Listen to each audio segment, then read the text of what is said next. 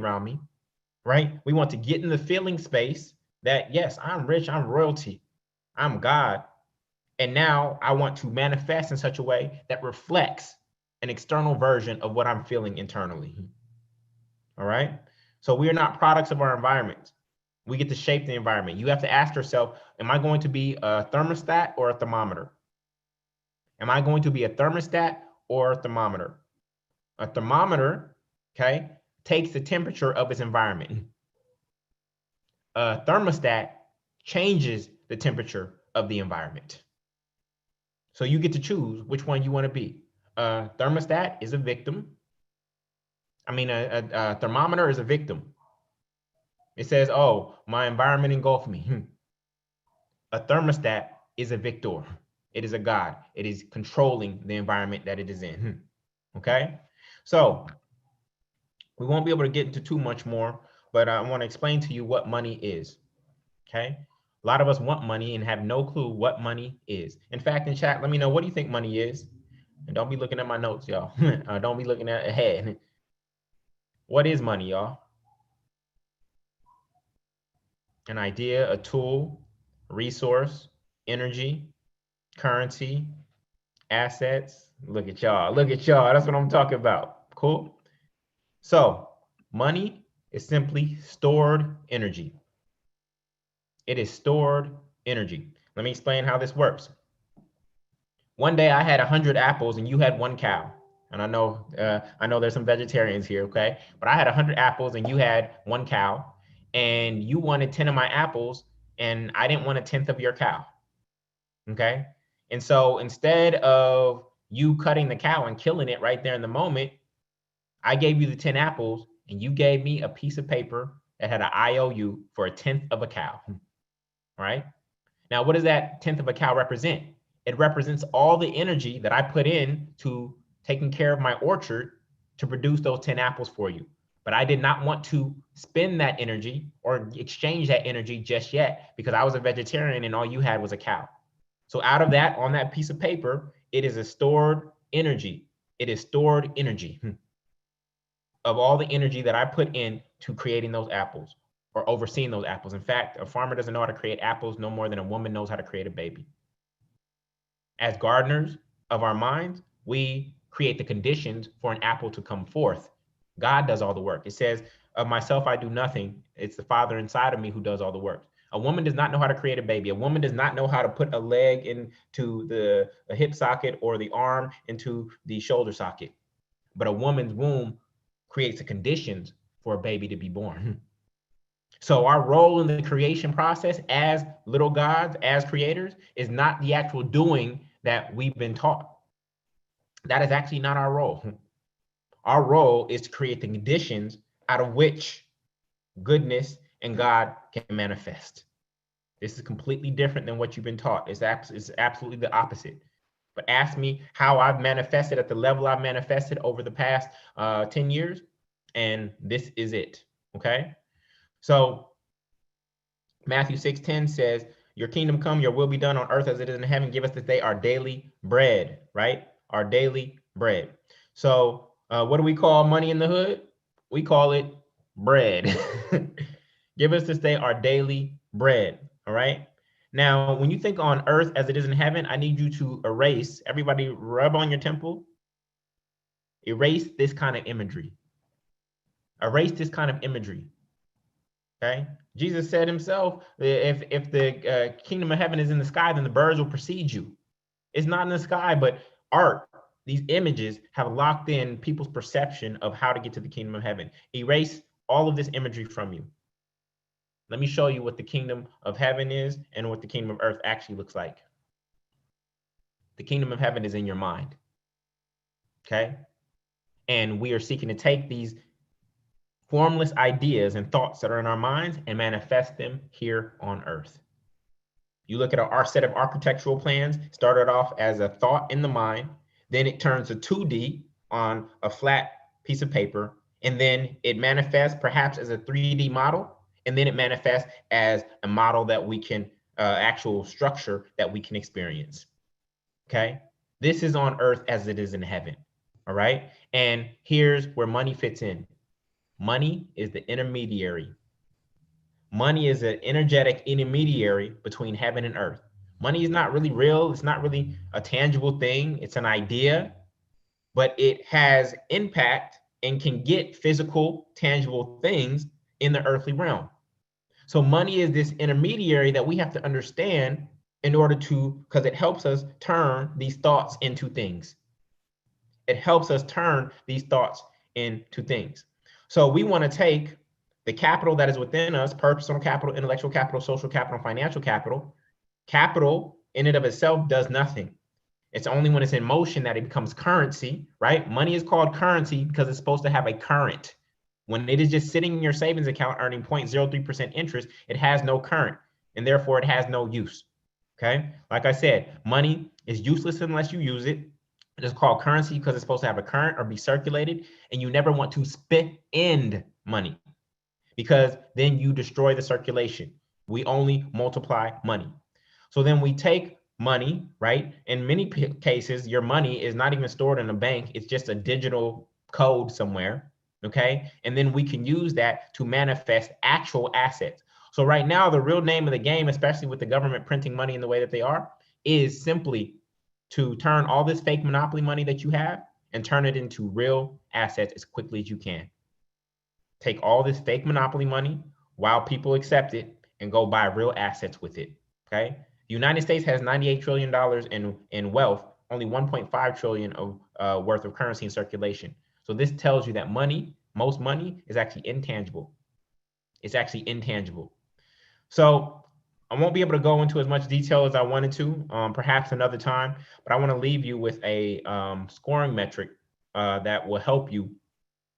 Ooh, I had a lot to cover. There was no way. I want to leave you with a scoring metric that I think will help you as you use money. Okay, we do not spend money, we use money. Did y'all realize that money is 75% cotton? So some of y'all are out here still picking cotton on a daily basis.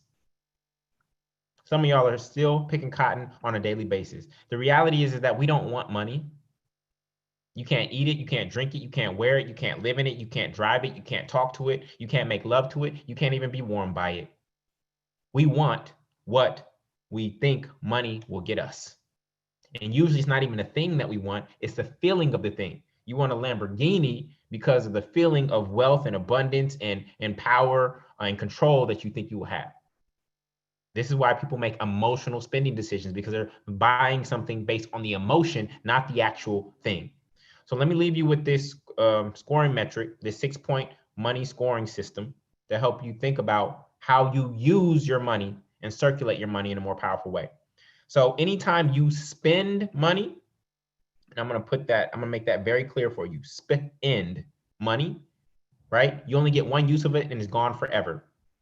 Anytime you save money, you aren't putting it to use at all. So you get 0 points for that, okay? Sitting in a savings account, you cannot save your way to wealth. Then anytime you donate money, it feels good, but you're putting it to a good use, but it's usually unsustainable, because then that nonprofit is going to be knocking on your door 3 months later and saying, we need more money, okay? So in many cases, most nonprofit models are unsustainable because they continuously have to be in a space of scarcity and begging. Then when you expense money, meaning that you are using it to grow an asset, that is 2 points, okay? Then investing money is actually you giving your money to someone else to grow it and get a percentage return. So you invested in the buyback Baton Rouge fund, you're getting a 15% return. You've invested money, that's +3. And then there's multiplying money. That is you finding the power within you to know how to multiply money by doubling it, tripling it, quadrupling it. You multiplying money is +4. So when you think about how you use your money, you want to make sure that you fit on the 6-point money scoring system. And the more money that you use towards this higher things like multiplying, investing, and expensing, the more wealth that will come your way. All right. So with that, we're going to close. With this affirmation, and I'll call it a day. I am a millionaire. I am already a millionaire in my mind. You realize you have to become a multimillionaire. You got to become a millionaire in your mind first, in heaven, and then you manifest it on earth. So you actually have to become a multimillionaire in order to become a tangible millionaire. So I am already a millionaire in my mind. I may not see it, but I believe it now. In the same way a seed is called by its finished form, I'm accepting my divine inheritance as a child of God. When you go to Home Depot or Lowe's and you go to get a package of seeds, it never says seed on it. It says onion. It says lettuce. It says corn. It doesn't say seeds. It is called by its finished form, okay? So I am meant to have life and have it more abundantly. My treasure on earth shall correspond directly to the treasure in the heaven of my mind. Abundance is my birthright. Ashe, amen, and so it is. So with that, I want to say thank you so much for your time. I hope this blessed you. I wish I could have went through everything, but I'll figure out another way to get this information to you. What I would like to invite you to do is follow me on Instagram to continue to get information about financial spirituality. And as I'm writing the book called Rich and Righteous, you can see the cover here. You can actually go pre-order that now, The Spiritual Secrets to Mastering Money Manifestation in Your Mind. Financial Church has ended. It was a 6-month run, but you can watch the replays. All of that is at getfreenow.com. All this information that you see here is at getfreenow.com. You can find my Instagram. You can find the book pre-orders. You can find the Financial Church recordings, and you can find my webinar on multifamily real estate. So with that, I want to say thank you so much. Doc has come back. Doc, thank you so much for this platform, being able to share my heart, my message, my knowledge. And this conference has been absolutely amazing. I'm so happy to be a part of it. And yeah, shout outs to everybody who's here. Appreciate y'all. All right. Everybody, please take a second to give a digital round of applause to Mr. Jullien Gordon. Jullien is a great guy. I mean, I met Jullien in the summer of 2017, and we were shooting our film, Financial Lovemaking, out in Brooklyn. And somebody by the name of George James said, you should meet my friend Jullien. And my brother knew about Jullien as well. And so I said, sure. I met him. I talked to Jullien. I think maybe we talked the first day, maybe 2 or 3 minutes. And then we took that ride to the airport. And I think that was amazing, man. That, you know, I'm gonna tell you, I thought about you, Jullien, when we every Monday night we do that show on Financial Juneteenth TV called Life's a Pitch, where we let business people pitch their business for 90 seconds, and we critique, give them feedback right then. And I thought about you when we created that show, because your pitch was on point. Like, it was like pure Black excellence, and I was really excited. I have high standards. I really do. I'm an extremely hard worker. You know, I've seen a lot. And people always pitch me things, but I never forgot that pitch because it was just smooth. He said, "Hey, can I give you a ride to the airport?" I said, "Oh, okay, sure." And when we got there, you had the coffee. You knew what kind of coffee me and Alicia wanted, so Alicia already loved you. And we rode to the airport. And even though the guy in the front seat, remember how the guy in the front seat kept talking, and we were like, we don't know you, man. So, but Jullien, I mean, within that one ride to the airport, you convinced me. It was like, okay, this is going to be an awesome partnership, and we started working together. And since that time, it's just been explosive, y'all. Let me just say this. I mean, he's right there. Two guys that I've met, two brothers. I met a lot of great people, a lot of great women that I've worked with as well, but two great brothers I've worked with that literally helped change the direction of what we were doing business-wise, with Jullien Gordon and Lamar Tyler. Those are two guys I sat down with that where I say, you know what, those conversations were extremely pivotal for all of us. And I'm telling you, that's how you win as a community. You got to find Black people who ain't scared to be Black, who are ready to work hard, who are bringing skills to the table, who put their money where their mouth is, who follow through on the things they say they're going to do. Because you're going to run into a lot of fake people, a lot of wannabes. Like, oh, I want to be successful, I want to be this, I want to be that, but they don't understand the work ethic required. And Jullien's work ethic is second to none, as well as his presentation skills, which I don't got to tell y'all that. Y'all seen that part. So I want to say thank you, man. Thank you very much, brother, for coming in. I appreciate that so much. Wishing you best on the next panel, man. Absolutely. I'm going to bring Jullien back. We're going to bring all the panelists back and invite everybody back in the near future so that they can do a more thorough version of what they were discussing today. Because the people that you're talking to today, these are not regular people. These are not individuals that just, answer a question and that's it. These are experts. These are Black people that we should be listening to. These are the Black people who should be at the top of our food chain when it comes to what we discuss as a community. We get so many of our cues from media, from the mainstream, from what white people are doing, from what everybody else is talking about, and that's just the wrong way to go. That's why we're not succeeding as a community, because we're getting our guidance and information from people that don't have our best interests at heart. These are black people that were invited for a specific reason. They were invited to participate here because they love you. They were invited to participate here because they put black people first. They were invited to participate here because they're good people.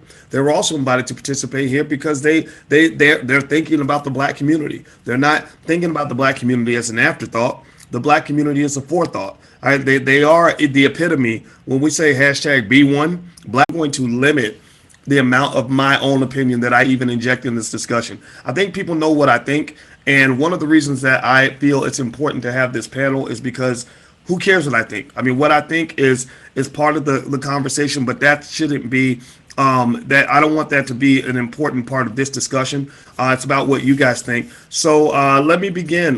Let's start, ladies first. Let's start with Tesla and Miss Figueroa. I'm still getting to know you, so I want to hear what your thoughts are on this. Tell us about this election. I hear two guys are running for office.